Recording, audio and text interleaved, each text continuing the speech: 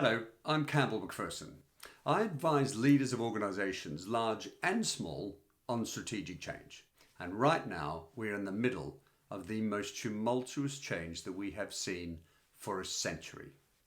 Leaders have been preoccupied over the last month with the first two phases of leading in a crisis. Phase one is to shore up the finances, reduce the costs, furlough people, and unfortunately make some people redundant.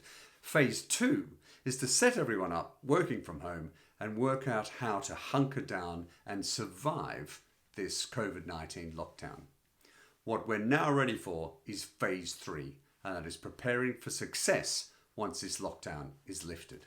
The only issue is returning to the status quo is not an option because the status quo no longer exists.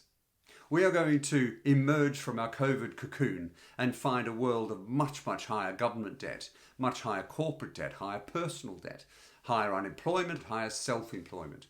We're going to see a world where we're going to invest heavily in our NHS, our police, in our aged care systems like we've never done before, and all of that will cost money.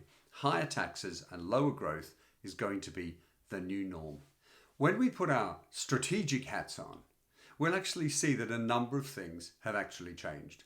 And we've learned a lot in the last month. We've learned that working from home, for example, actually works. How will that realization affect your business? We've also learned that people matter.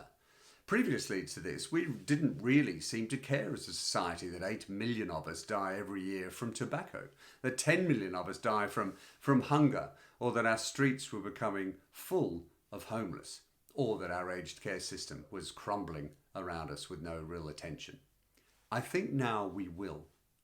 As leaders, we've worked out that we're also a people business. Great leaders care because great businesses are people businesses. As leaders, we've also learned that every business is a digital business. What does digital mean for your organisation? We've learned that every business is a SaaS business, a software as a service business. Those technology companies that transformed themselves into recurring revenue stream businesses 10 years ago have sailed through this crisis. What can you do for your clients that they would value so much that they would pay you every single month for? And the last thing we've learned is that sustainability is not just a buzzword that showcases our environmental credentials. It's critical. It is the cornerstone of every single business. That's financial sustainability. Those that went into this crisis with a healthy balance sheet built from healthy margins or great amounts of capital not only survive, they're in a great position to thrive. It's social sustainability. Those organisations that ended up sacking their workforce before they could get around to furloughing them will be pilloried, and those that have looked after their people for the greater good of society, they will be rewarded. It's environmental sustainability. Did you realise that 4 million people every year, according to the World Health Organization, die simply from air pollution? And that this lockdown over the last month has saved hundreds of thousands of lives. How ironic is that? And the last sustainability that you need to focus on is strategic sustainability.